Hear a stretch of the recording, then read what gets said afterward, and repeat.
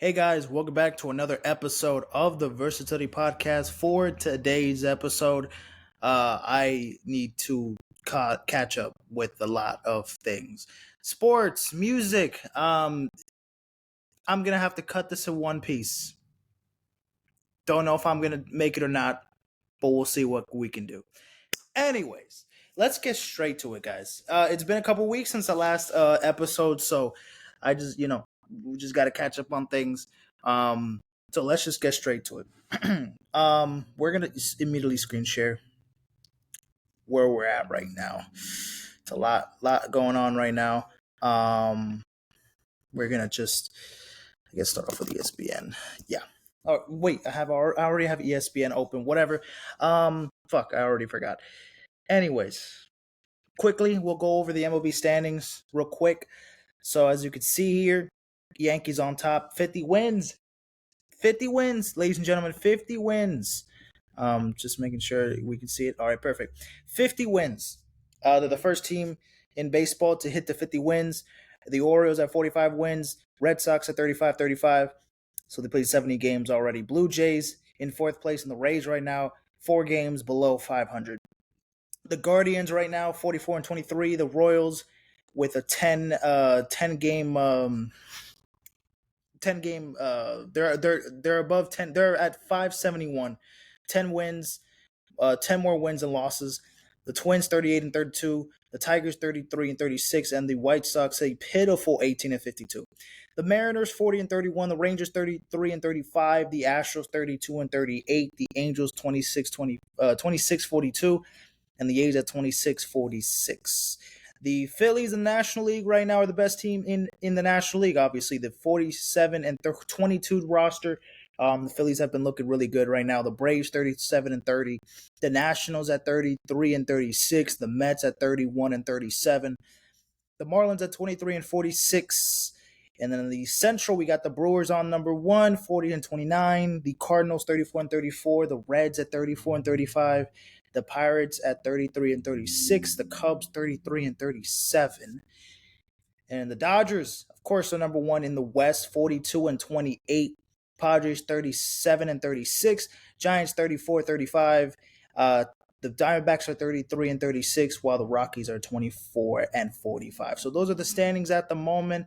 I'll look into the stats maybe the next episode or maybe one of the next following episodes, but we just gotta run through shit here. So I just gotta, keep on going.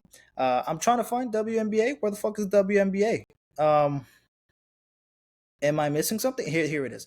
Okay, WNBA. We're gonna look at the current standings real quick, and I guess we could also talk about what's going on a little bit about the WNBA. Fuck it, we'll just keep it. We'll just keep it there.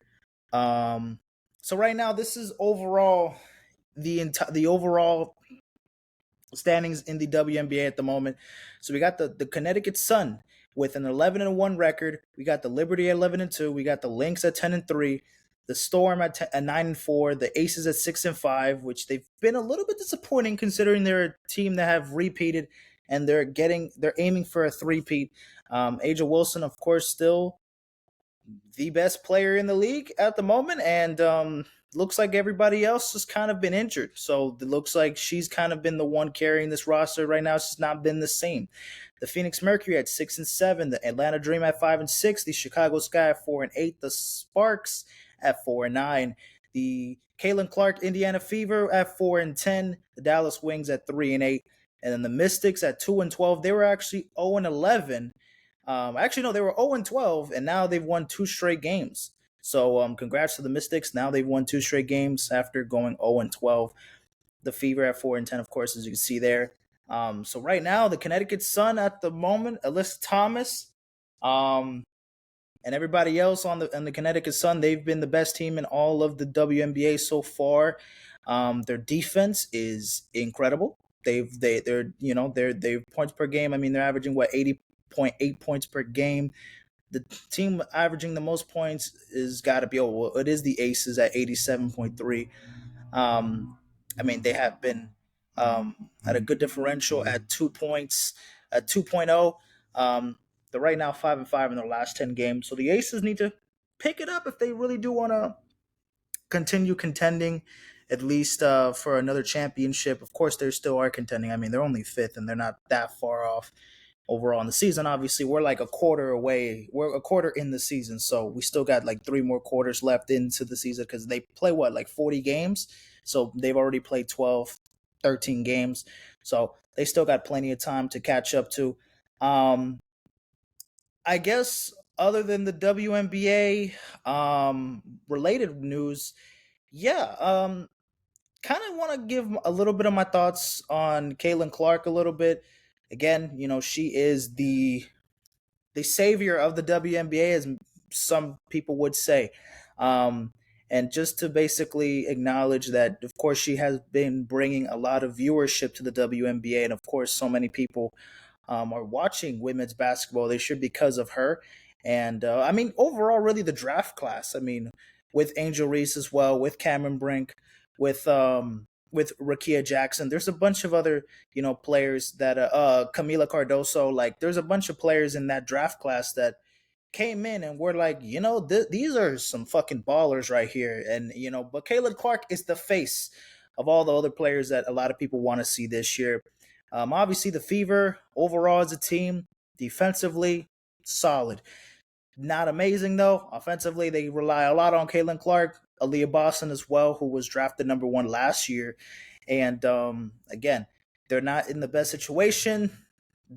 But again, this is her first year, and she's still trying to make a statement here in the WNBA. She has been playing great.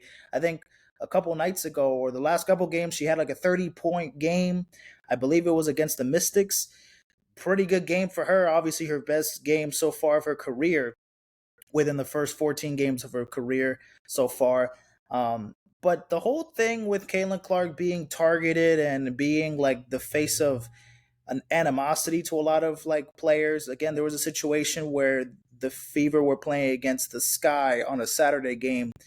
And there was a player by the name of Chennedy Carter, I believe, Chennedy Carter on the Chicago Sky team, and she committed a hard foul pretty much for no reason on Caitlin Clark when the ball wasn't even in play yet. They were just about to inbound the ball. The previous play just finished, and then now we're gonna continue on the next possession. So it was a very weird and uncalled for kind of situation, just elbowing her. Kind of some just weird attempts to kind of push around and just kind of mess with her, bully her a little bit. And it just seems like some of these girls are kind of acting like they're just jealous of this woman getting all the praise and saying like, oh, like this isn't what this she does. I hope she doesn't think that this is what it is, like this is just something. This is not the same as what she was doing in college. You know what I mean? Kind of like what Diana Taurasi said before she got drafted. Like, hey, this isn't college. This is a completely different ball game. Don't expect to fucking drop 40, and you don't expect like no one's gonna really put the pressure on you. And well, of course, she has been feeling that and has been the victim of that. But I feel like a lot of players in the WNBA have been complaining, or at least that's how a lot of people kind of see it, as like targeting her and kind of pushing her around and like making it seem like, well, she's the target. We gotta come for her. I know she's the girl that everyone's watching because of her, but we also got her as a target on our fucking on our board. So we got to make sure we have to take her down, this and that. Which, when it comes to competition, obviously that's the whole fucking point. I mean, I'm not expecting from those people who are kind of like, oh, they're being too rough on her. Well, in their defense, maybe that was very uncalled for. That like Chennedy Carter foul that she did is specifically, that was uncalled for. But at the same time, this is not something that is very unexpected. She come on, she is the person that is right now the face of the league, and she's not even the best player in the league. I mean, she's getting more attention nationwide, or at least overall in the whole WNBA space, than Asia Wilson. She's the best player in the league. It's like, oh, we're always talking about Caitlin Clark, but look what fucking Asia Wilson is doing, and look what the Connecticut Sun are doing. You know what I mean? Well, look at Alyssa Thomas. Like, other players want the spotlight as well, and now here comes this fucking rookie and just takes all of it, right? I feel like some of it might come from jealousy. And obviously, I am not claiming that every single player in the WNBA has this has this frustration or has this type of jealousy against her. I feel like a lot of players are obviously very happy for her, and obviously, you see her as competition. No shit, if you're not on her team, why would they have to see you any differently than a fucking friend? Like, of course they're gonna be your competition. Of course they're gonna be the one who are gonna, spark you, and they're gonna, challenge you, and they're gonna be competitive as fuck. So there's no surprise on that. But I think some people maybe just see it as she's just fully taking advantage of the whole sport and bringing viewership. And some people are a lot of people are just messing with it. The fans are, they're all sold in. I'm watching the WNBA because of her. Not, and I wouldn't be here to say that the WNBA has been dog shit for years. It's just me personally. I never gravitated to it until she transcended this game. Watching her in college legit made me realize, you know what, this fucking girl right here is gonna be something in the WNBA, and I'm like, there's no way I'm not gonna see her play in the WNBA. I mean, there's no, I gotta see her ball out there. I mean, she's a stud in fucking college. Why would she not be a stud in the WNBA? I mean, I'm not gonna have these crazy expectations. Maybe as a lot of people do. Maybe a lot of people are expecting her to be this to already be perfect. Um, but in the end of the day, I'm just kind of seeing this as like, well, this was your chance. Um, and of course, a lot of people aren't liking it, but I mean, either or. She is doing big things for the WNBA. She's doing a lot for the sport. And I mean, I'm just proud. I'm just proud of her, and obviously, keep doing what she's doing. She's keeping this good image. She's a very humble and very respectful person. So it's not like she's really out here like saying, feel like I have a target on my back." She is just playing. She is just saying the right things and playing her game. And obviously, they're not. She's not really in a good position, obviously, on the team. But that's the point. You know what I mean? The best players coming out of college, they have to go into situations that are rough enough as it is. You're the first overall pick. You're going to be put in a position where you want to have that team have some success, and you're going to be the sole purpose to start that success. So that's what Caitlyn Clark is trying to do. Obviously, they're not playing the most amazing, flawless basketball at the moment, but I mean, it's her first fucking year. What are we gonna expect? What are we gonna expect? We're not gonna expect too much out of her. We're just gonna expect, glimpse of superstardom there. Another thing that I also kind of wanted to talk about, translating to the WNBA in a way, but it's the Team USA women's roster was announced a couple days ago, and Caitlin Clark did not make not the schedule. Shit. She did not make the roster, the final roster. So I'm gonna give you the roster here. So the 5x5, obviously that's the regular roster here. So we got Nafisha Collier, excuse me, Kalia Cooper, Chelsea Gray, who has been hurt this year so far for the Aces, but she's obviously a superstar there. Brittany Griner, who I haven't seen her play much this season. If not, I haven't seen her play at all this year. I don't know. Sabrina Ionescu, Joelle Lloyd, Kelsey Plum, Brianna Stewart, Diana Taurasi, Alyssa Thomas, Asia Wilson, Jackie Young. And then, yeah, so those are the 12 players that made it to the roster. And obviously, you don't see no Caitlin Clark. Again, a lot of people are like, why the fuck is Caitlin Clark not in here? This and that. Now, I understand because, I mean, this is the Olympics. Caitlin Clark has not even played 15 games, yet. She hasn't played 15 fucking WNBA games. Are we already going to put her? We're already going to put her on the Olympics roster? Like, this is the Olympics. This is an event that happens every 4 years. The Team USA men and women are expected to dominate every single year. I'm not saying with Caitlin Clark being on the team, it would ruin our chances of not winning the gold medal, but at least these are all players that you're not going to really look like and be like, oh, why did Caitlin Clark not deserve to be here? I mean, they've all played longer. They're all superstars. This is a loaded ass team. I mean, you have a couple MVP winners, obviously Asia. You got Diana, who obviously is in her later years. Obviously, she's a legend in the sport. She's not who she was. Obviously, she's not in her fucking prime anymore. But still, Alyssa Thomas has been great this year. Sabrina, I mean, she almost fucking beat Steph Curry in the 3-point contest. So that's good enough for her. Brianna Stewart had a great season last year. Kelsey Plum is the best second option on the Aces team. Clea Cooper doing good things in Phoenix. The only maybe Chelsea Gray because she hasn't been playing this year, but still, the Aces have how many players? 1, 2, 3. They have 4. They have 4 players on the Aces, and they're a team that just won back-to-back titles, and they're trying to repeat to three-peat. So I understand why Caitlyn Clark didn't make it.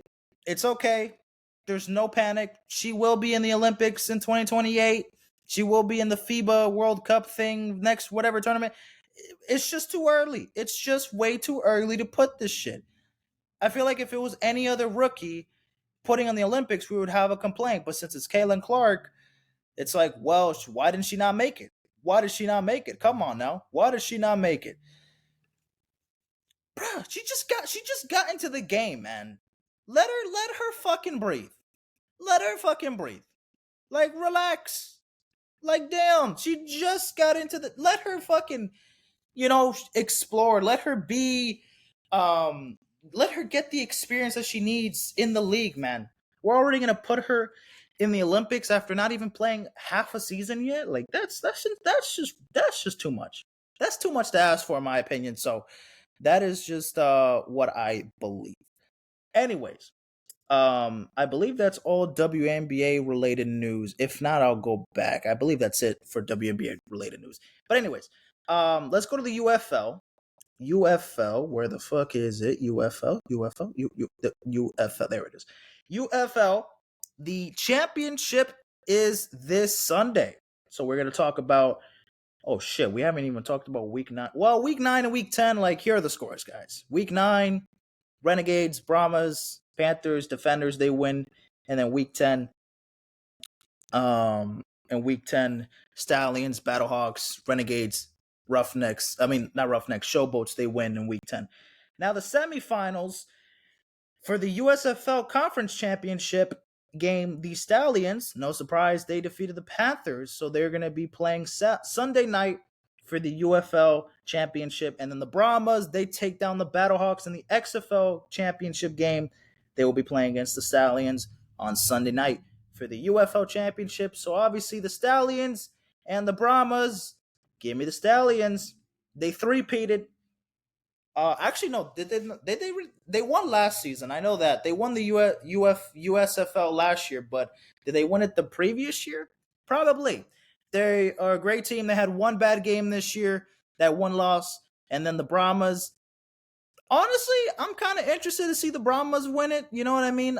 Sucks for the Battlehawks. Like, I was rooting for the Battlehawks to win it, but anyways, fuck it. Give me the Brahmas to win this shit. I would like to see the Stallions go down. I don't know. I would like to see the Brahmas, raise a trophy. You know what I mean? Destroying's on the team, even though he didn't get to play because he got hurt the second game of the year. Brahmas are a pretty good offensive team, but their defense is pretty fucking good too. So give me the Brahmas. Give me the Brahmas to win it all for the UFL Championship this year. Let's see what other news we got here. UFC 302. This was kind of old. Just kind of recap this a little bit quicker. So, Dustin Poirier versus Makhachev. Makhachev knocked him down. Did it knock him down? Did he? Was it? What is a knock? Was it a knockout or no? It was a submission. It was a win by submission. In the 5th round. Then Strickland. He got the win by a split decision against Paulo Costa. Excuse me. So that was UFC 302. 303, I believe, is later in the year. Later in the month. Oh yeah, can't forget. UFC 302 or 303 is gonna now be Alex Pereira versus Jimmy Prochazka. It was going to be McGregor versus Chandler, but that fight is canceled. So we're not going to be seeing a Conor McGregor fight late June. Fucking sucks, but he got hurt, so we're not going to be seeing Conor McGregor this year at least. So, surprise, surprise, we're not going to see Conor McGregor. But anyways, Alex Pereira, Jimmy Porozhevska. I mean, Pereira is one of the better fighters in the UFC at the moment, so should be interesting to watch. Let's see the Zheng versus Wilder fight. Damn. Zhilei Zheng, the Chinese boxer, he knocked down Deontay Wilder in the 5th round, and oh my goodness, it was fucking brutal. It was brutal. It was brutal to watch this motherfucker knock his ass down. It was that was I didn't watch the fight, but holy shit. What a mess this was. What a mess this was for Wilder. It just sucks, man. After those fights against Fury and then losing to Parker and then boom, now losing to Zhang. What a fall off, man, for Deontay Wilder. Just sucks there. Anyways, the French Open also happened. Just kind of recap on the French Open. Who won it? No surprise here. Carlos Alcaraz wins the French Open. Why the fuck is Taylor Swift even mentioned? What? Oh my God. Taylor Swift has something to do with tennis. Oh boy. Carlos Alcaraz defeats Zverev in the finals, beat him 3-2. Or not. That's not how you say it. He won in 5 sets, 6-3, then won 6-1, 6-2. Obviously lost to the second and the third set, but still beat Zverev. And then for the women's singles, it was the number 1 ranked tennis player in the women's department, Swiatek.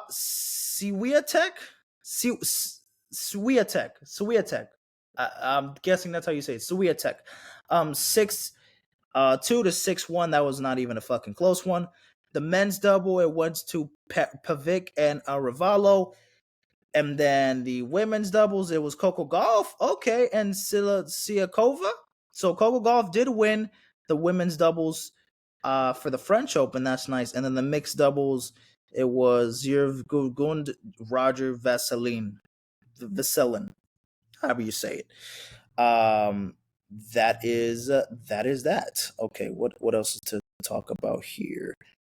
Oh yes, let's talk about Jerry West. So Jerry West, the NBA logo himself, has passed away at the age of 86. Has passed away at the age of 86 a couple days ago. Obviously June 12th. It is June 14th, almost June 15th at the time of this recording. So yeah, he did pass a couple days ago. At the age of 86, the 12th time All NBA.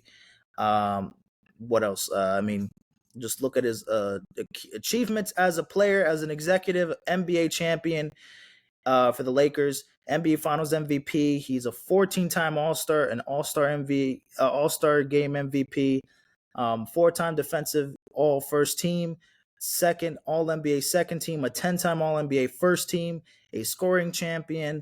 He was a Final Four Most Outstanding Player in 1959. He was a SoCon Player of the Year in 1959 and 60. I mean, he was, of course, number 44 for the Lakers. Of course, retired. He is the leader in assists. In 1972, he got that. He won 8 championships as an executive for the Lakers and as well for the Warriors in 2015, 2017 as well. Coaching career, I mean, he was 145, 101. Again, he won a gold medal as well in 1960. One of the, true founding fathers of the NBA. I mean, he is literally the logo of the damn league. So, of course, rest in peace to a fucking legend. in Jerry West. I mean, my goodness, this man forever changed the game of basketball. Um, again, so respect for everything he has done. Respect for everything he has done in his game. Um, when he was on and off the field as well, very well respected person. Never really heard anybody say anything bad about Jerry West. He was a very clear cut, very positive, and um, just a very well spoken, kind of very uh honest person. Didn't give off any weird vibe, didn't, seem to be over in his head or this and that. I mean, he is the fucking literally the silhouette of the logo of the NBA. I mean, some people would just ride or die with it. You know what I mean? And he was open to others. He was open for Kobe Bryant and for LeBron and for Michael Jordan to be, the future logos of the W. Oh my God, of the NBA. Um, but of course, he's had it for so long. It's gonna probably stick like that for a while now. So obviously, condolences to his family and this and that. But rest in peace to Jerry West, true NBA legend. So that's that. So rest in peace to Jerry West. He's now in a better place. Anyways, now let's try this to soccer. Why? I don't really talk about soccer and the Copa America and the Euros. Well, actually, the Euros actually started today. Actually, I'll get to that in a second, but I'll get to that actually. Actually, no, not what's it. Who was the player? Vinny Jr. Um, so let me talk about the. Okay, so, what is it? So okay, there was fans that were. Where's the story? Shit. Okay. Anyway, so there is a timeline here with. Well, for soccer brands. Okay, well, for abuse. Okay, so superstar Spanish soccer player, Real Madrid star Vinicius Jr. Vinicius Jr. from Brazil. He is a superstar in Real Madrid for literally the best team in all of Europe. Obviously, for the past handful of years, he has been a victim of racism. And of course in many matches throughout the La Liga matches and Champions League matches, and in Spain specifically, we've had a couple moments where fans would say racial would make racial remarks to Vinicius, would be obviously calling him the N word, or they would saying he's acts like a monkey, or whatever the case may be, just saying absolutely disgusting and despicable things to Vinicius, and obviously being targeted for racism in a game where it's supposed to be a fun, very high stakes game, but in the end of the day, it's just a very tough position to be put at as a human being, to have to play in front of thousands of people, and the position you're in to have to basically let it be when people are just saying racial remarks and insulting you and giving you death threats and this and that towards you. It's a very different feel. But there were fans, a couple of fans that were sentenced and are going to prison for at least a year or whatever, or within a couple eight. They've actually ordered a couple of fans 8-month prison sentences for 3 guys. 3 men are going to be serving 8 months in prison, specifically for, again, making racial remarks towards Vinicius Jr. at a La Liga match against Valencia in May 2023. So this is already a year ago that this happened. Of course, there has been other incidences where he has been a target of racism, this and that. This is not the only incident. Jesus Christ. But again, obviously, him speaking out on this, making say like, maybe people tell me to ignore it, and maybe people say my fight was in vain and I should just play football. But as I always say, I'm not a victim of racism. I'm a tormentor of racists. This first criminal conviction in the history of Spain is not for me. It's for all black people. May other races be afraid, ashamed, and hide in the shadows. Otherwise, I'll be here to get you. Thank you to La Liga and Real Madrid for helping us with this historic convention. So now now it's not something that you could just simply get away with. You know, Basically, he was calling the fans out. Again, there's been God knows how many instances of players being targeted and being said racial remarks at football games, at basketball games, and God knows how many times it's just swept under the rug. You know what I mean? So for like fans to like be literally going to prison for almost a whole year for saying shit like that, it's a very it's justice. Obviously, it's justice for people who get targeted for that, and obviously, I feel very, very obviously for Vinicius. He's a superstar. He's one of the best soccer players in the world, not named Ronaldo or Messi, and that's even from coming from me, who I don't really be watching soccer like that. But again, I know this man's name. He's not a fucking nobody. So just hearing him have to go through this, and then it just sucks, man. It just sucks for any player to go through this. So he got justice. Those fans are some absolute scumbags. I'm not even gonna say anything more than that because I'm just giving them more attention than they should be having. But I hope they enjoy prison. They also should be banned. I don't know if they're banned permanently from any matches from now on. I would hope so, but probably not. I think maybe the 8-month sentence is probably enough. But then they could just go back to a game and say, "Oh, like I don't know, like it's not really like the 8-month sentence is cool, but then they could just go back to the games and then do the same thing again." It's like, well, what is it? Oh, they're gonna go back to prison? What is it? Like they should just be banned from all kinds of like games and this and that, and then serve the 8-month sentence. That would be the most fair type of justice they could get. Be banned from any sporting any games in Madrid, any games in Spain, or any games around Europe if they fucking could do that. And this and that, and they'll basically just pay the price for that. But that is that. Another news relating pretty shitty stuff, or illegal stuff, I would say. Tucupita Marciano.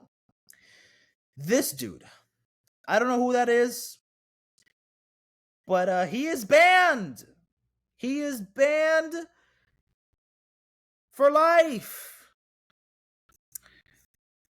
because he bet on his own sport. Anyways, Major League Baseball has permanently banned Tucupita Marciano after determining that the infielder placed hundreds of bets on baseball, including wagers on games involving the Pittsburgh Pirates when he was with the team last season.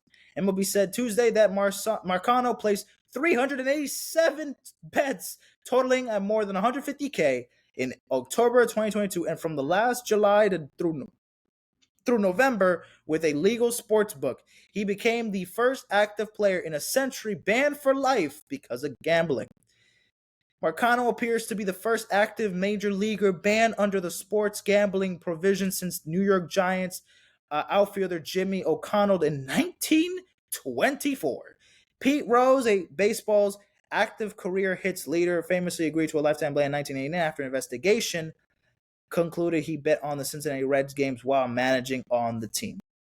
So basically, obviously, self-explanatory. He bet on the game of baseball multiple times through himself, and now he is banned for life. Understandable that he is, gets a lifetime ban for baseball. But I would just hope that they're a little bit more consistent from now on. Okay, fair. Betting on the game of betting on the game of baseball is obviously losing integrity of the game.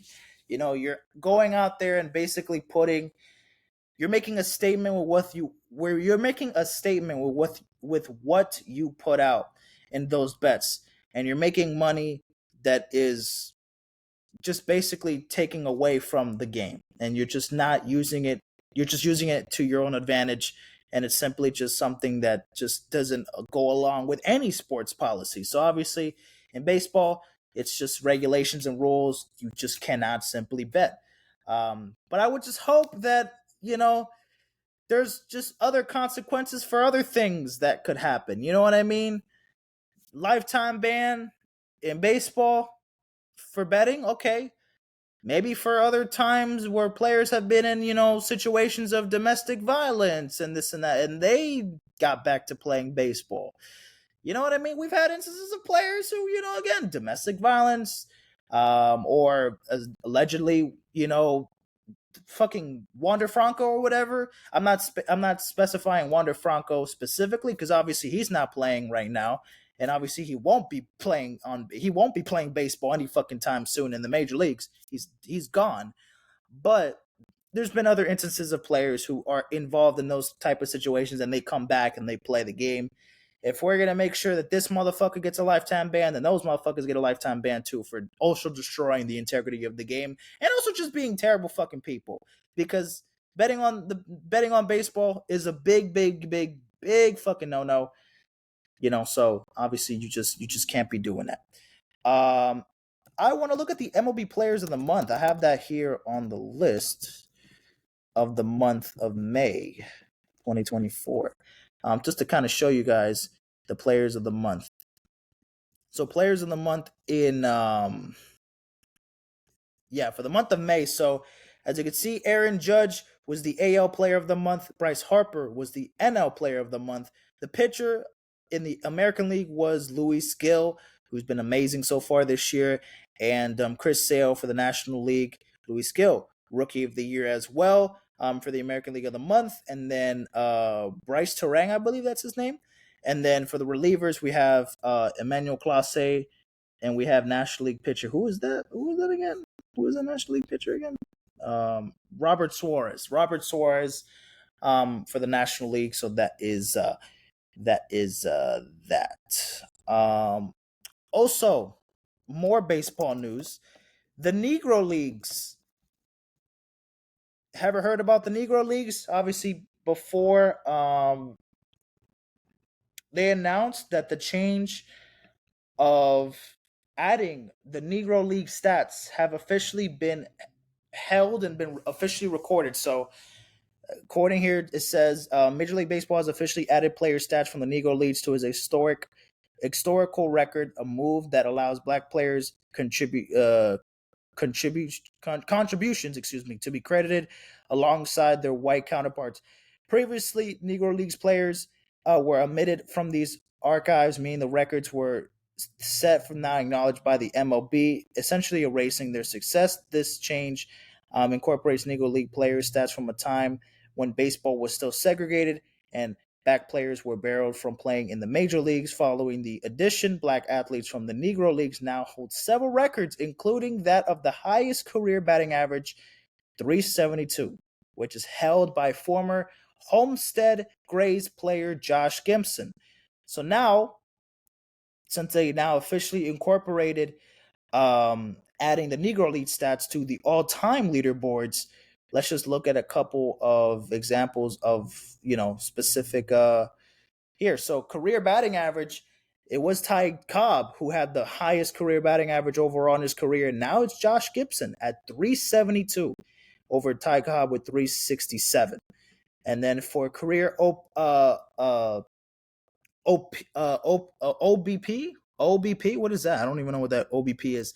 Josh Gibson is now at 459. Buck Leonard at 452. Again, Ted Williams still at the head of the cross. Career slugging percentage at 718 for Josh Gibson here, more than Babe Ruth and Ted Williams. I mean, my goodness. And then career OPS, Josh Gibson. My goodness. I mean, Josh Gibson is one of the GOATs of baseball now that his stats are officially counted with career all-time leaderboards in the sport of baseball. So now, obviously, the Negro. Josh Gibson has to be now in the conversation as one of the greatest baseball players because now he's officially in the record books in the major league record books. So it's not like it's just the Negro leagues, and we're not going to count any of that as they didn't count it for so long. But anyways, they eventually did count it, and well, boom, here we are. Josh Gibson gets the recognition in the record books, and as well as other players in the Negro leagues. Now let's just look at the college baseball brackets, because the College World Series officially kicked off today, but I kind of want to show you guys the bracket a little bit right here. So we were in the regionals, then we were in the regionals, and now we're ended the super regional. So again, we had Tennessee, Evansville, we had UConn, Florida State, we had Kansas State, Virginia, we had West Virginia, North Carolina, we had Texas A&M, Oregon, Florida, Clemson, Georgia, NC State, and we had Oregon State, Kentucky come out of the regionals. And then entering the super regionals, we had Tennessee, Kentucky, Florida State, NC State, Virginia, Florida, North Carolina, and Texas A&M moving on to the College World Series. So now there's 8 teams left. 8 teams left in the College World Series. There was 2 games today.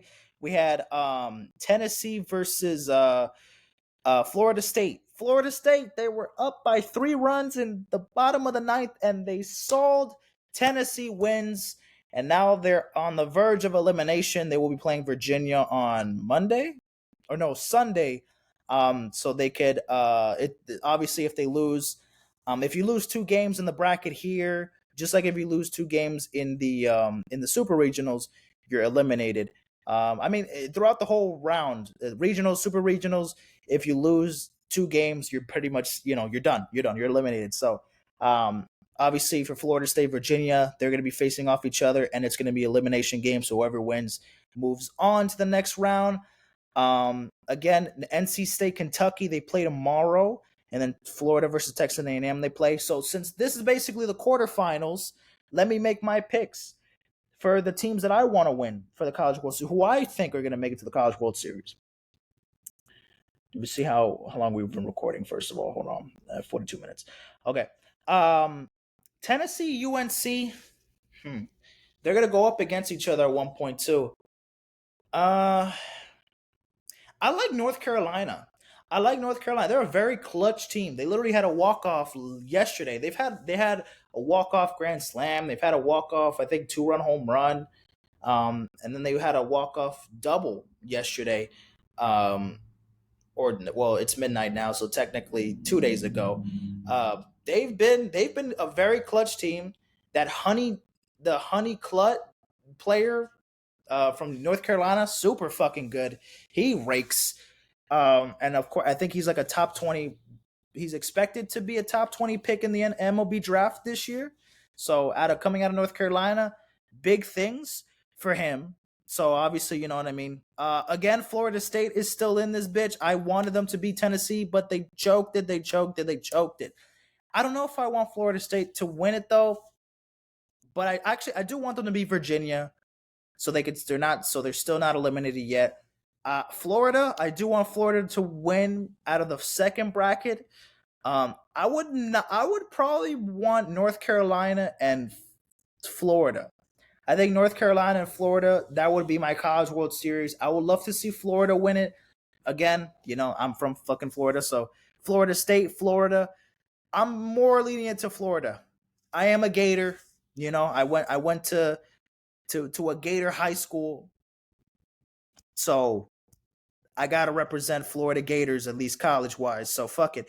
In North Carolina, I would like to see them in the finals for the College World Series. So my prediction: North Carolina, Florida, they will make it out alive. The last 2 teams remaining. The semifinals, let's say UNC, Florida are in. I would say maybe Tennessee, UNC, and then Florida, Kentucky. NC State, they've just been a team that just make it far enough. I could honestly see NC State make it. Fuck it, I don't know. NC State, Florida. But anyways, Florida, take the win this shit all. And also the player, Jack, Florida player, Jack Cal Leone. This dude's a fucking beast. This dude's a fucking beast. This man is a is a two-way player. He pitches and he's a first baseman as well. He rakes. He rakes. And this motherfucker is born in 2003, the year that I was born. He's 21 years old. When is his birthday? February 9th. February 9th. This dude is a dog. This dude is a fucking dog.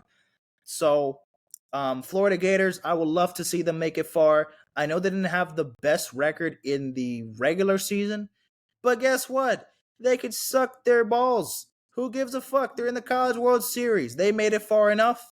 They still have lots of ways to go, but they still have a chance here. They still have a chance here. So as you can see here, the bracket here, North Carolina will play Tennessee on Sunday again. Virginia and Florida State. Again, we'll see these two matchups again Saturday later on throughout the day. But I'm excited to see UNC, hopefully UNC and Florida make it to the finals. So we'll see that. Also, kind of want to talk about softball because that already ended.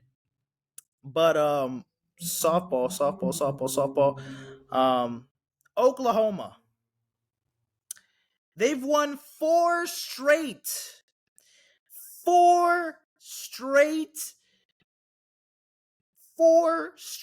championships. That's ridiculous. They four-peated. I have never seen a team four-peated in my lifetime. Obviously, it's happened before in the NBA and MLB. It happened, but in my lifetime, I have never seen a team win four straight in softball. Oklahoma just absolutely dominating. Imagine being a freshman that first year of that championship run. Wow. You ended your college career with four fucking championships before you even go to the... Well, actually, there is no professional softball league, actually, right? I don't think there's a professional softball league. But still, there's some players here that are seniors. They have four championships. And the coach, I think she has like 7 or 8, I think. I saw it on like the headlines after they interviewed her after they won it all. Bro, she won like 7 or 8 of fucking College World Series, and obviously she just won 4 straight. So shout out to Oklahoma. Talk about a fucking dynasty. My goodness. I wanted Florida to make it far. I was also rooting for Stanford because there were some fine girls on that Stanford team. There are some fine ass girls on that Stanford team. More than all the other players on the other teams that I was kind of looking at realistically. But yeah, Oklahoma, they did that shit. They did that shit. Anyways, that was that. Now let's talk about more stuff. Dan Hurley, the coach of the UConn Huskies, they were reportedly targeting the LA Lakers were reportedly targeting for UConn's head coach Dan Hurley. Now, he did not sign. He turned down the offer. I think it was like a 4-year, $70 million deal to be the new Lakers head coach, and he turned it down. He will be staying at UConn, but there's been headlines for the past week that he, was expected to be the new coach for the Lakers, and that over the weekend he just was meeting up with Rob Pelinka and Jenny Buss, but it just didn't go through. He declined. He was like, "Why the fuck would I want to leave?" And I mean, coaching in college, coaching in the NBA. Why the fuck do I keep saying the WNBA? Why? Anyways, coaching in college. At UConn, especially coming out of back-to-back championships, you could, easily go back in a position to three-peat, which is very tough to do. Has that ever happened? Three-peated in college, in the NCAA? College basketball, has that ever happened? Three-peat? Probably, maybe. Or at least it's been a very, very long time it has happened. And so yeah, he has decided to stay loyal, at least for now, staying at UConn, and will not go to LA. I think he'll just be in a very tough position to be that Lakers head coach because he'll have all that media coverage, and like he's already having the media coverage, and he's not even gonna take the fucking Lakers job. So like for this, it's like it's still breaking news, even though it's already official that he's gonna stay at UConn. It's like him coaching Braun. It's gonna put him in a tough position, and then because he's gonna have to worry about the draft and that. Oh, but they might get Bronny James. It's like, they don't want to. I don't know. Dan Hurley is in a good position. Why would he want to leave UConn? You know what I mean? I know the money is tight. You're gonna be fucking playing for the Lakers, but bro, guess what? You've built a winning culture at UConn. Why the fuck would you want to leave that to be the Lakers head coach? And what? It's not a guarantee that he's gonna be amazing. I can't doubt that Dan Hurley is not going to be a good coach, even if he was the guy in LA. But he's the savior in UConn. Not really, because UConn has always been like a historically great basketball team, but still, they've won back-to-back championships. Why the fuck would they stay in that position, man? Stay in that position.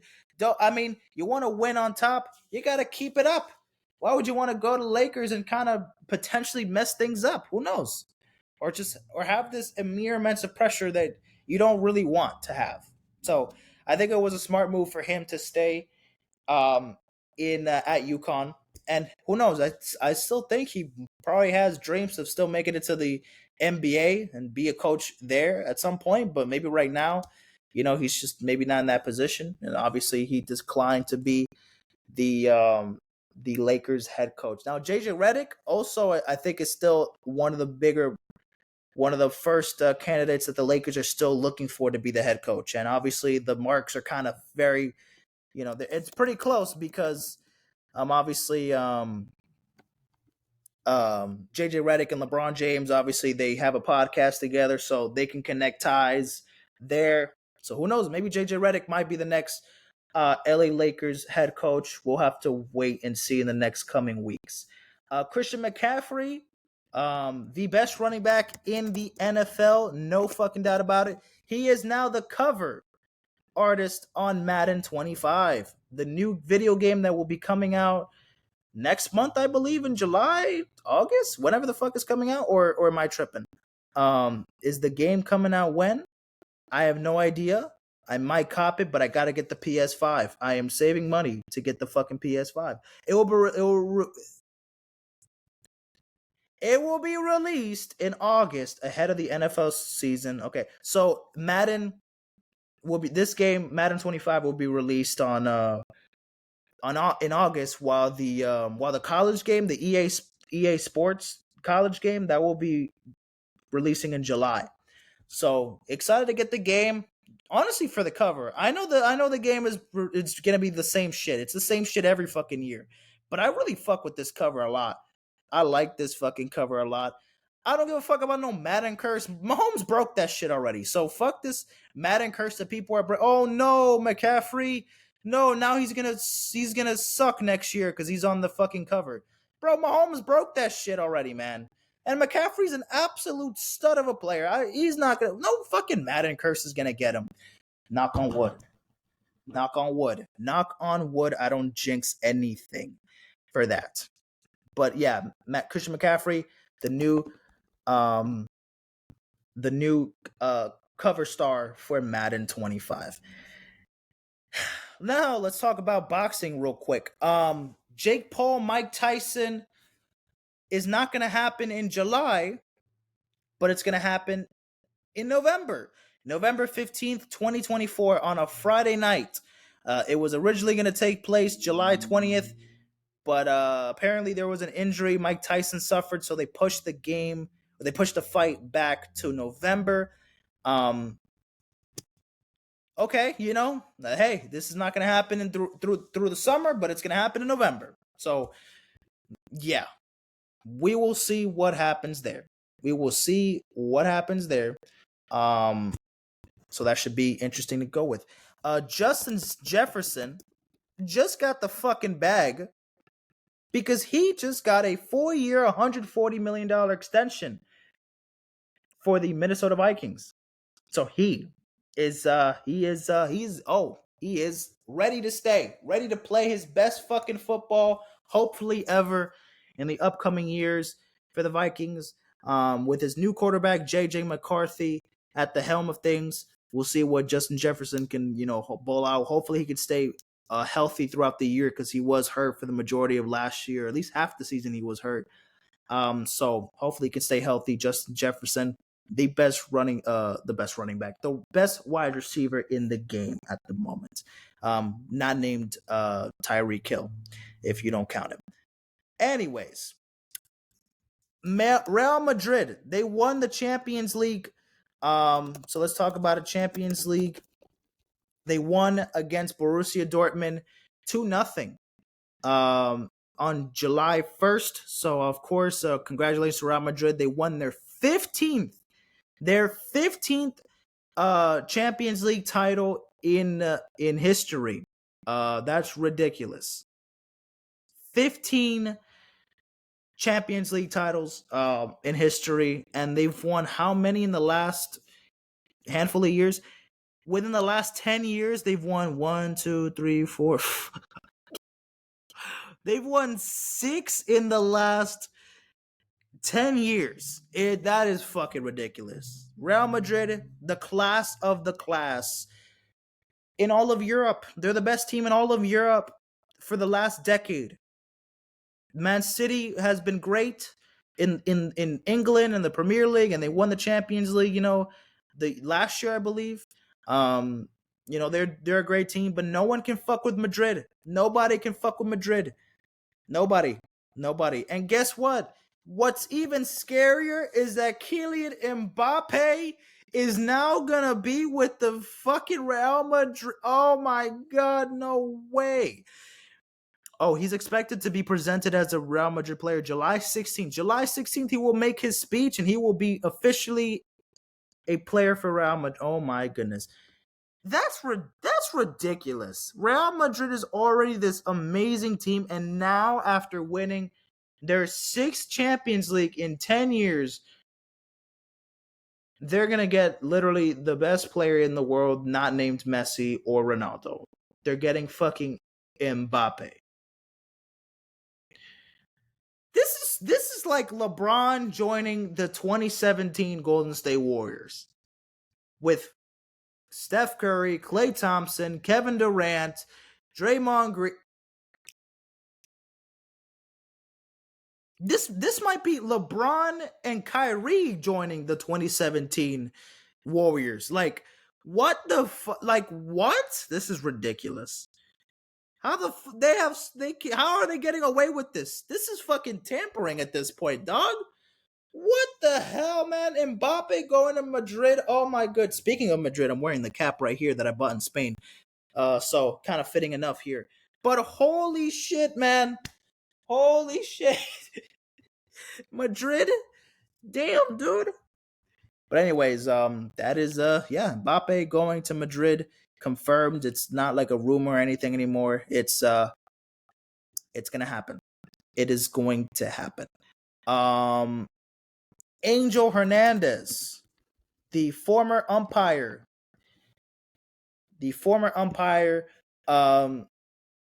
for baseball for multiple decades.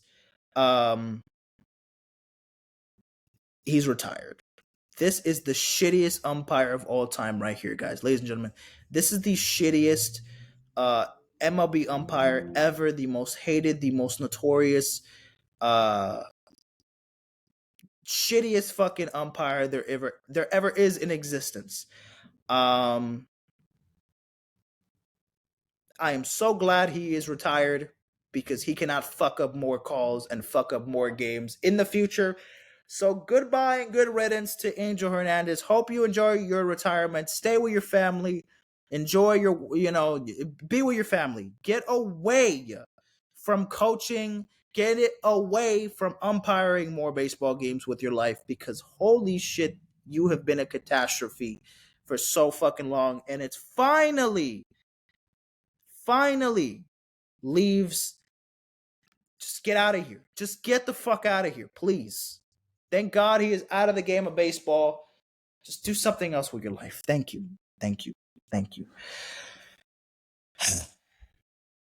So CJ Stroud and Micah Parsons, they went to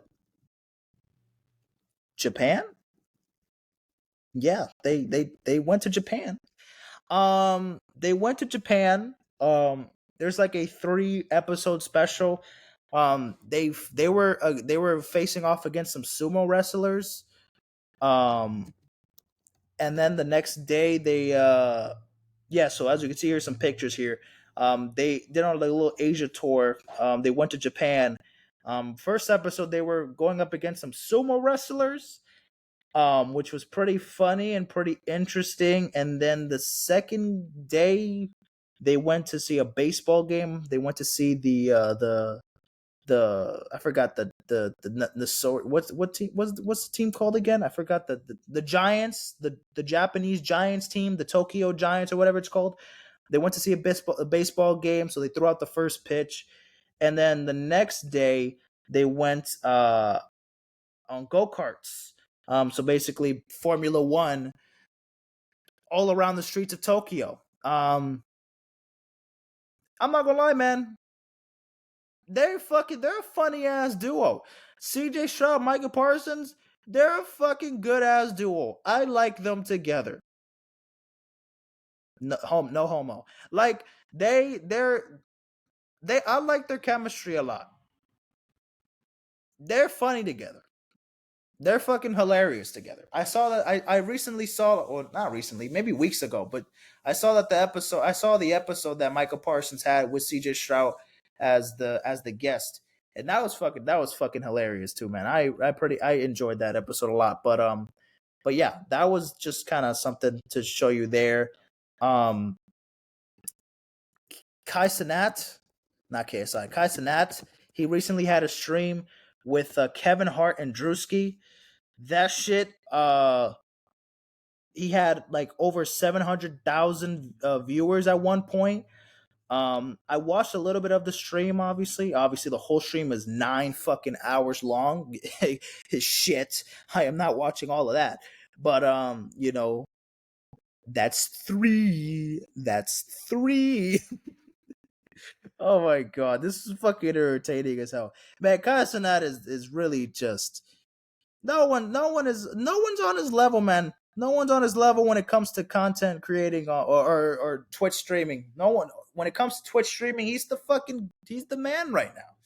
He's the man right now. He really had Kevin Hart and Drewski in the same room.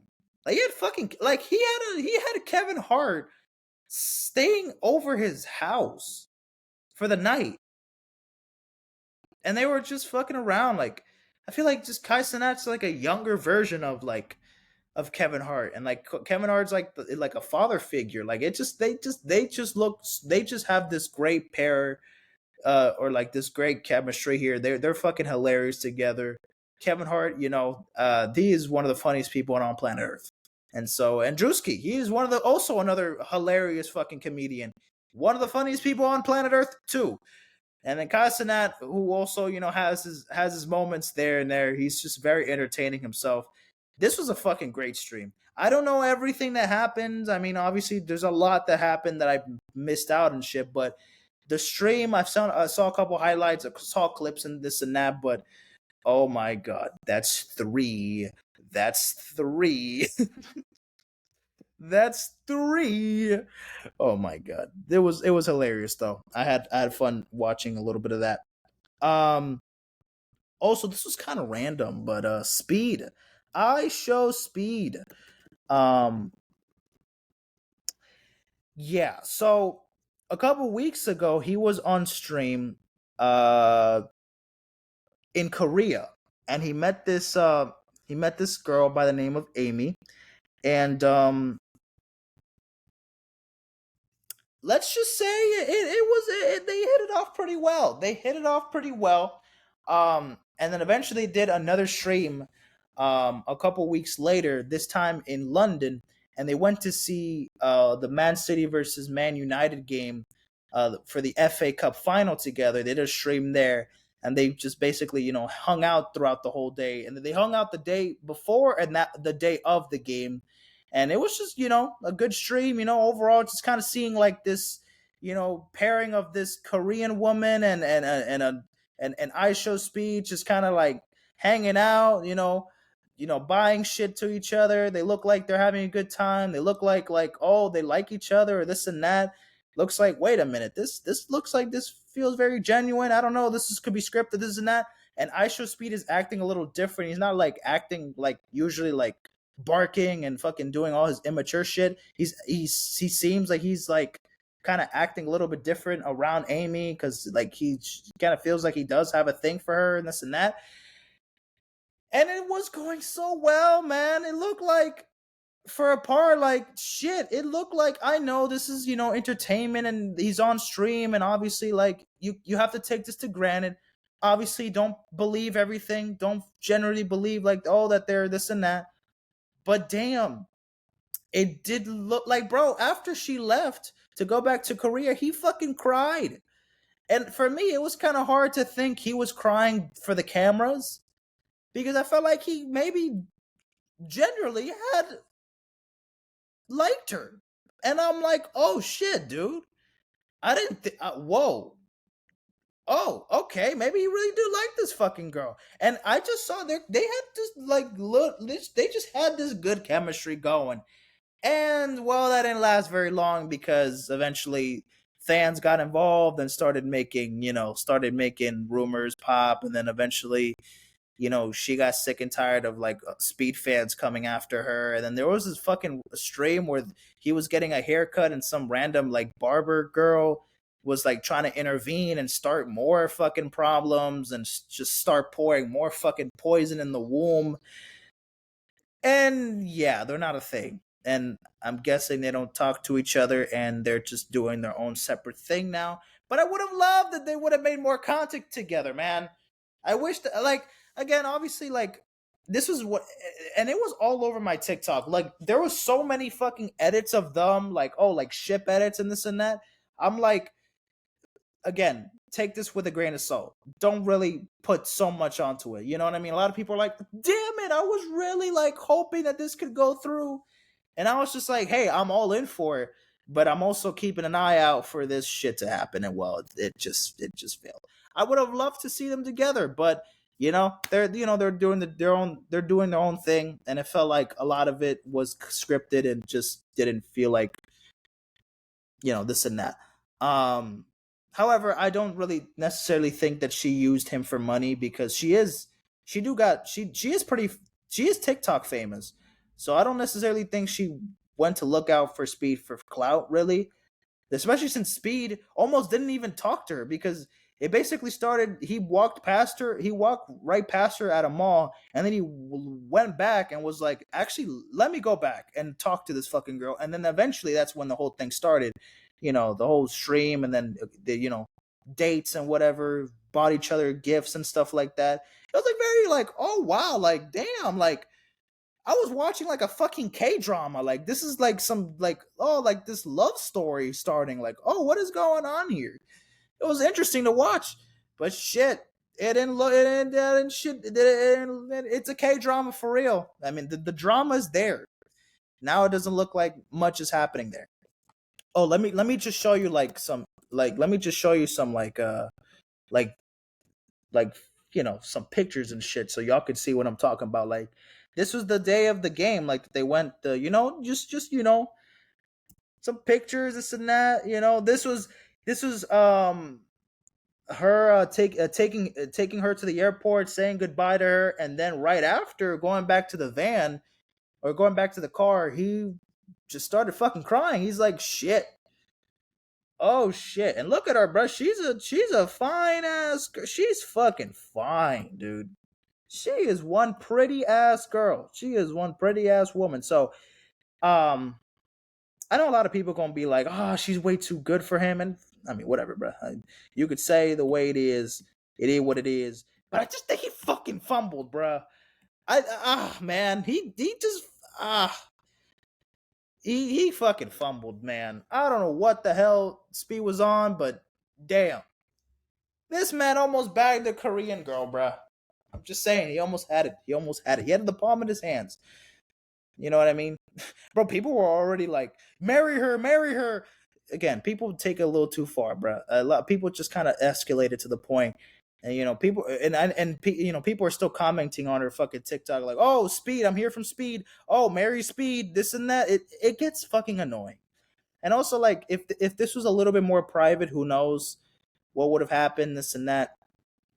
Um, and she did go on. Oh yeah. Oh right. She did go on live on TikTok, and she did say some of the dates were scripted. I think, like, just in general, what it was. She basically said, like, it was scripted content, but claims that both caught feelings for each other. That's exactly what I was expecting.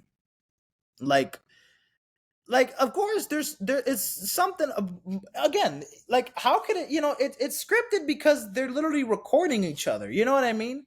How is it not, like, it's like, it's almost obvious, like, how the fuck is it not scripted if you're recording the whole time? You're going to the game, you're going to lunch, you're going out on walks, going in and out of the street, fans taking pictures. Oh my god, speed, let me take a picture. Oh my god, speed, oh my god. Like, obviously the shit, like, there's a scripted aspect to it, you know what I mean? But you got to make it look authentic, you know what I mean? So that's the thing. Let me shut the fuck up and stop saying, you know what I mean, you know what I mean, you know what I mean. Do you know what I mean? Do you know what I mean? I don't know if you mean what I mean. Anyways, I'm going a little stupid, so let me just change the subject real quick. Aaron Rodgers, you are skipping minicamp? What is going on, buddy? Yep, he is skipping Jets minicamp. Um Aaron Rodgers, man. What are you doing, buddy? What What is he doing, man? Why? Why? I don't know. I don't know why he's skipping minicamp, but can somebody tell me why? Somebody explain it to me. Why the fuck is he missing? Why the fuck is he missing minicamp? I don't know. You tell me. Aaron Rodgers, I'm not gonna say much about this, but you gotta fucking be there, man. You gotta show up to this fuck. You gotta show up to your team, man. You better have a fucking great season. You better do what you usually do on the field, because this leadership already for the Jets, it just feels like Aaron Rodgers is already just thinking about only about himself, and I just don't feel like the leadership is already there. It just doesn't show. It's not showing much of a good leader. Just not showing to mini camp and just trying to, like, prove a point and just kind of getting in reps and starting the new season in a couple months. It's like he's just now using this excuse, like, oh, now I don't gotta be there. You know what I mean? I'll be back whenever the fuck. Like, just, oh, it's mandatory mini camp. Just as long as this man does his job, I guess in the end of the day, no one really fucking cares if, oh, he doesn't attend minicamp, like, whatever. Let him fucking focus on what he does on the field. You know what I mean? Like, that's what I'm hoping. And being a good leader on and off the field. I mean, I'm still expecting that from Aaron Rodgers. You know, last year was a failure because you couldn't even fucking play a quarter of the game. You know, unfortunately, you got hurt, so we didn't even see a chance from you last year. But come on, this is a bounce back year for you. You're coming off of a big injury that took you out the whole year. Getting it reps in now, you gotta figure something out. There's no way you're gonna be missing a lot of practices already, and like, already setting your team for just kind of letting them do their own thing already. I don't know, man. I don't know. But as long as he just does what he needs to fucking do, then that's all I really give a shit about, I guess. Bronny James, real quick. So the NBA draft is gonna be June 20.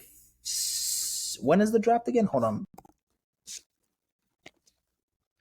The draft is June 26th to June 27th. So in a couple weeks, or specifically 11 days from now, it is going to be the NBA draft. And Bronny James right now officially has been working with the LA Lakers. I mean, he had workouts with the LA Lakers. Obviously the combine was a couple weeks ago. Before he had a pretty good he had a lot of good numbers and records um at the draft combine. and did have a couple good games within like the pickup games and this and that. But obviously, a lot of speculation on where Bronny James is going to end up going. What and it's like it really feels like the more we're gonna see Bronny James be in LA. Obviously, since LeBron is there, it's like, well, no surprise that they could be getting Bronny. But I'm gonna look at the draft order real quick just to see how things are gonna look right now. So the Hawks have the first pick. Then it's Washington. Then it's Houston, San Antonio, Detroit, Charlotte. So the Lakers, they don't have until the 17th pick in the draft. Now, me personally, I don't think Bronny James is going to be the 17th pick in the draft. So most likely just kind of look into the second round. That's where it's most likely where he's going to be and end up getting selected. 55th from the Clippers. You never know if the Lakers could trade up or trade down to get Bronny. If anything, that's if they're still pursuing him, obviously, just solely because LeBron is there. And obviously, why not? Oh, come on. We gotta get your son, LeBron. Like, come on now. But I think he's probably going to end up going somewhere around like the 40 to 50 range. Maybe, the 40, 50 range. I'm guessing maybe like, I don't know, fucking. Imagine he goes to Golden State. Oh boy. Imagine. But like, he's a second round pick in my opinion. Because let's be real, I don't think he's gonna go undrafted, but his draft stock is not his draft ceiling is not a first round pick. Because in mock drafts, a lot of people's mock draft, they don't really have him that fucking high, obviously, right?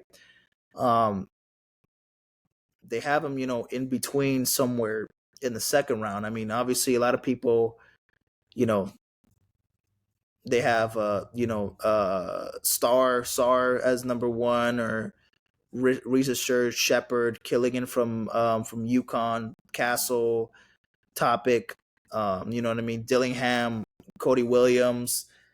So there's a bunch of players that are expected. Yeah, that first round looks like it's Bronny James is not going to sniff the first round. So the second round is going to be interesting for the draft, to see where Bronny could end up going, because we just don't know where we could expect him to go. All right. Now, let's talk about hockey real quick. Stanley Cup Finals is underway, and we've already finished with 3 games of the series. So, basically, to recap real quick, the Panthers, they won in 6 games against the Rangers. They win game 6 2-1. They beat the Rangers in 6 games. And then the Oilers, they defeat the Stars 2-1 in game 6 as well to win the series in 6 games. And now here we are, Stanley Cup Finals, Oilers versus the Panthers. The Panthers win game 1 3-0. The Panthers win game 2 4-1.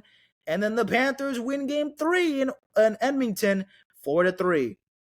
Later tonight is game 4. The Panthers are 1 win away, one more win from a Stanley Cup championship. I think this is going to be their first championship since when? When was the last time the Panthers won a championship? Let me just look it up real quick. The Panthers haven't won it. Panthers. Where are the Panthers? Panthers. Where the fuck are the Panthers? It's not here. Most record appearances. Panther. Where are the Panthers? Stanley Cup champions. Panthers. Panthers.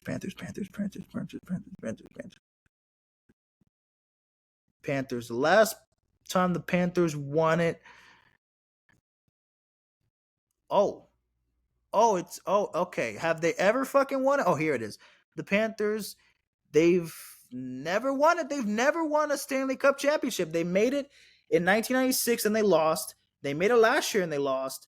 The Panthers, they could win their first ever. Oh, okay. So the Panthers are 1 win away. 1 win away from winning their first ever Stanley Cup final. That's amazing. That's amazing. So the Panthers could be a new team that wins a Stanley Cup championship. That would be very nice to see. Hopefully they can finish the job tonight. I know it's a sweep, kind of boring, this and that. But But fuck it, the Panthers. Let's get the job done. Take down Edmonton Oilers. That's crazy. That this was the exact Stanley Cup final I had. I had the Panthers and the Oilers. Who knew that I would have done better in the NHL playoff predictions than the NBA playoff predictions? And I don't watch hockey like that. But I will be watching Game 4 tonight. Fuck it, I definitely will be. Now we got to talk about it. Basically, to end off the show, the episode. That's it.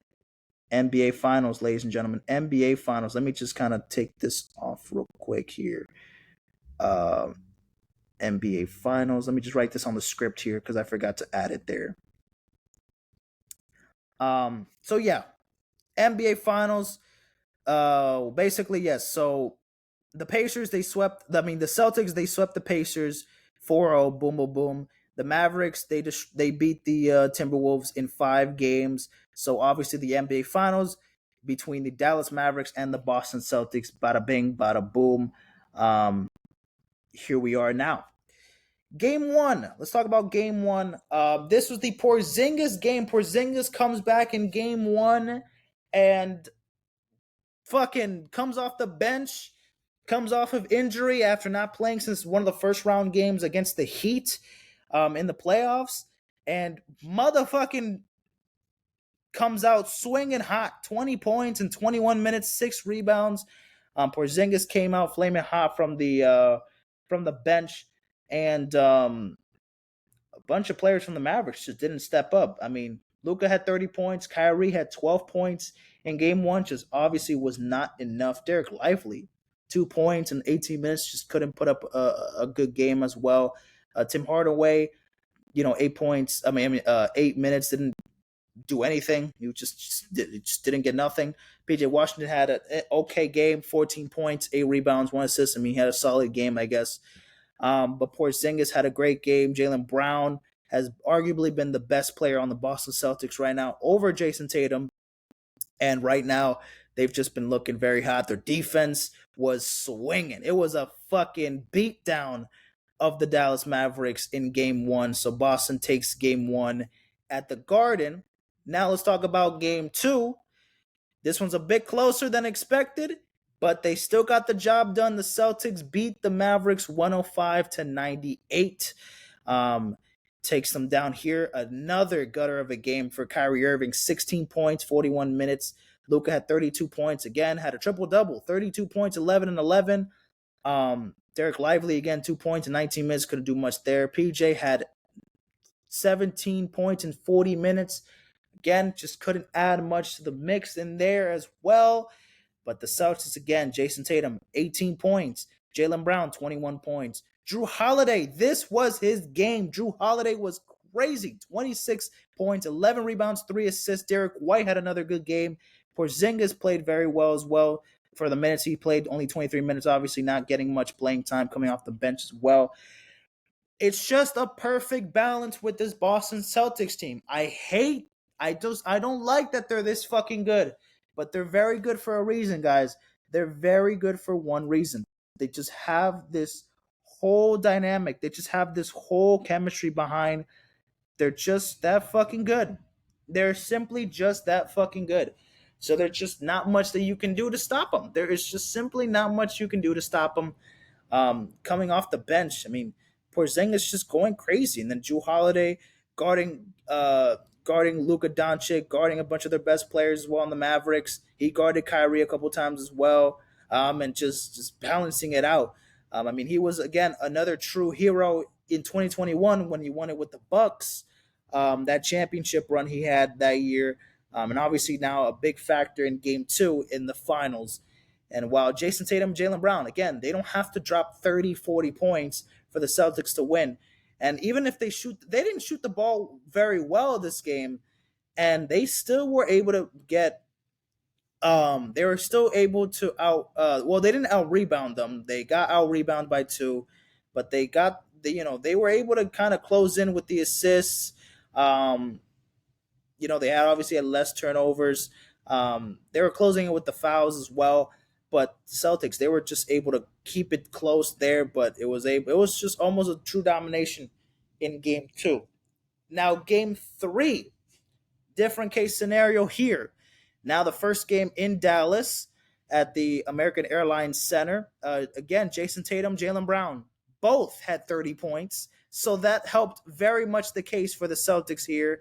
While Al Horford didn't have that much of a game, Drew Holiday didn't have an amazing game in game 3. They struggled. Drew Holiday, Al Horford, they struggled in game 3. Derek White had an okay game, 16 points. But again, Jason Tatum, Jaylen Brown, they stepped up in game 3. While the Mavericks, Kyrie Irving, he had a weak game 1 and a weak game 2, but he had an amazing game 3. He had 35 points, 3 assists, 2 assists, 3 rebounds. Luka had 27, 6 and 6. Derek Lively had 11 points in 30 minutes. Again, not the supporting cast haven't been doing much for the Mavericks. I mean, PJ Washington has been okay, but just really hasn't been another guy that has really been show-stopping much throughout the whole series. So it's just been very tough for the Mavericks to catch along to it. And then Tim Hardaway, bro, 19 minutes and still couldn't record any points. Like, Tim Hardaway is just out there fucking doing cardio, like not doing much at all. Daniel Gafford, 6 points, 35. Yeah, Derek Jones Jr. only 2 points in 16 minutes. Just not efficient. They also didn't shoot the ball very well throughout the game. They were getting blown out as well for a good majority of this game. But then, especially in that third quarter, they were just pretty much running out of steam there. They made it close because eventually they were down by like 20, and then they eventually cut the deficit to like 8 or 9 points, and then eventually kind of closed it down. But then still, Boston was able to win it in 7-point win, and now they're up 3-0. And last night, or literally just a couple hours ago, Game 4 wrapped up. And yes, the Mavericks, they finally got it. They got one game. So this was no sweep. A lot of people were expecting, Boston, clean sweep, get the job done, finish it. That's all. Goodbye. But here we go. Boston takes a brutal fucking beating. Look at the stat sheet right over Boston. We see here Jaylen Brown had 10 points. Jason Tatum had 15 points. I mean, no one even crossed. Jason Tatum had the most points with 15. 15. They shot the ball so fucking bad. 14 out of 41 throughout the whole game from 3. That's insane. And bro, even the Mavericks, they 15 to 20, they're 68% from free throws. They're still shooting the free throws like, oh my god, they're like they're just not a good. They got out rebound by a lot. Holy shit. 52 to 31. My goodness. Yeah, Boston just had a pretty awful night. They just couldn't shoot the ball very well at all. Luka had a good game as well, man. 29 points. Kyrie, they both stepped up. Luka, Kyrie, they both dropped 20 plus, 30 plus. And then there's other guys kind of putting in a little bit more. Boom. We're getting a big effort here. Tim Hardaway Jr. had a good game, though. 15 points. Exum had 10 points. Derek Lively stepped up a lot. PJ Washington didn't have that many points as well, but at least, they were getting some bigger wins. And obviously, it was such a blowout by the end of the third quarter. I mean, it was a blowout throughout the whole game. I mean, at halftime, they were down by like 20-something. So they were able to have that halftime lead of 25 points, and then they just kept their foot on the gas. And they were able to beat them by 38 points. So the Mavericks, they still have literally like almost the impossible to able to come back and win this series, but at least they don't get swept, and especially they don't lose in what it could have been their last home game throughout the series. But now they're going to Game 5, back to Boston, back at the TD Garden. They lost 2 games at the Garden. They need to win Game 5 to keep this series going. This will be Monday night, June 17th at 8:30. Super excited for Game 5. I do think I want Dallas to win this game. I had Mavericks in 6, but obviously the Celtics, they're going to win the championship. It's kind of booked. It's kind of booked. I still think somehow we're going to have a game 6. So obviously give me the Mavericks for game 5, and then the Celtics, they win game 6. I don't know. I don't know. I don't know why I have this feeling they're gonna blow it in Boston for a chance to win it all. But then I think Thursday night in Game 6, they'll beat them in Dallas again. I don't think there's gonna be a Game 7. I do not think there's gonna be a Game 7 at all. Um, if the Mavericks force a Game 7, I mean, my goodness, they're doing more than what I would have expected. But here they are, Game 5. Monday night, cannot wait, and that is that. Right now, for that's everything. Yeah, that is that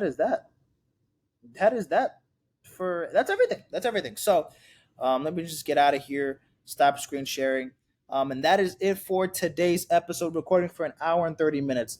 And it's almost 1 a.m. So hope you guys enjoyed this episode.